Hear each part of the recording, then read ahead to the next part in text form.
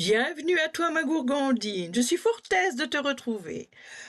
Je sais que tu aimes les belles choses et que tu aimes aussi les belles causes. Eh bien, aujourd'hui dans cette vidéo, je comptais te présenter l'association pour laquelle ma créativité a un sens. Oui, je ne désirais pas créer pour rien ou que pour le business.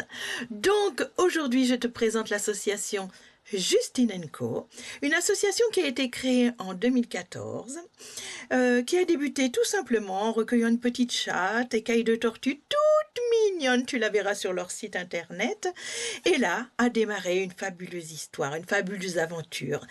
Et cette association a pour but de recueillir les animaux abandonnés, blessés, perdus, enfin voilà, tous ceux qui sont errants, de leur trouver une famille d'accueil, de les soigner, de les choyer, de les coucougner, comme on dit dans le sud-ouest, et surtout, le but final de leur trouver eh bien, une famille d'adoption, des gens qui pourraient partager cet amour avec ces animaux. Voilà.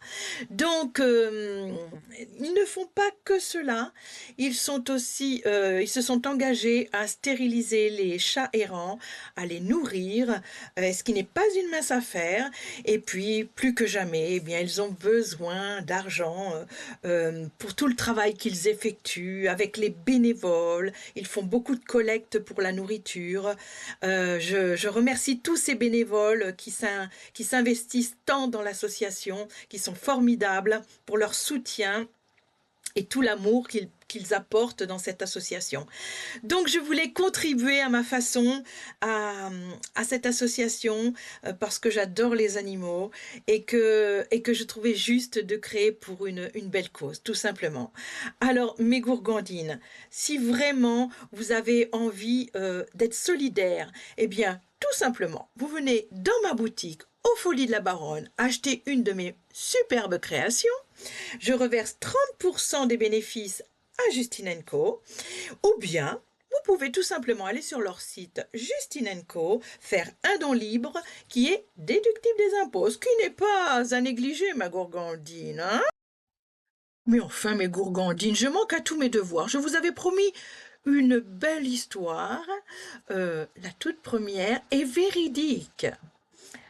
Comme vous le savez, je crée pour la protection animale. Voilà, j'y mets une petite contribution. Eh bien, ce que je me suis rappelé il y a peu, c'est que l'ancêtre de mon époux, le baron, était le général Jacques-Philippe Delmas de Gramont, un homme politique dans les années 1850, qui a été le premier à faire voter la loi de la protection animale en France. Il n'y a pas de hasard. La boucle est bouclée pour moi, en tout cas pour la famille, puisque je rends à César ce qui appartient à César, du moins à Monsieur de Gramont, paix à son âme. Et nous sommes fiers, la famille, eh bien, enfin, d'avoir eu cet homme qui a fait voter pour la première fois à l'Assemblée nationale, eh bien, la loi Gramont, c'est le nom qu'elle porte.